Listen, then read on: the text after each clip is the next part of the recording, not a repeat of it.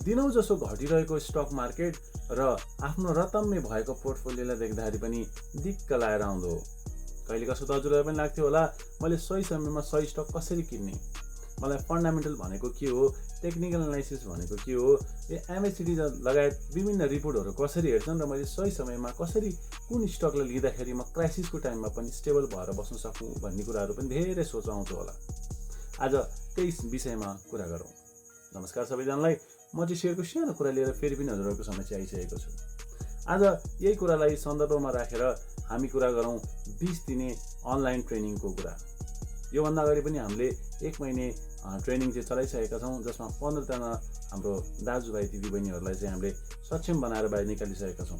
उहाँहरूको रिपोर्ट एनालाइसिसहरू पनि स्ट्रङ भइसकेका छन्। त्यसैलाई मध्यनजर राखेर हामीले फेरि पनि 20 दिने ट्रेनिङ सेसन लिइरहेका छौँ। यदि हजुरहरू जेन्युन हुनुहुन्छ र साँच्चीकै सिक्न चाहनुहुन्छ भने कमेन्ट गर्नुहोला र हामीलाई इनबक्स गर्नुहोला। बाँकी अरू भिडियोमा भेट्दै गरौँला। हामीलाई फलो गर्न नबिर्सिनु होला र यो भिडियो पनि त्यस्तै साथीहरूलाई सेयर गर्न नबिर्सिनु होला। हवस् त, नमस्कार।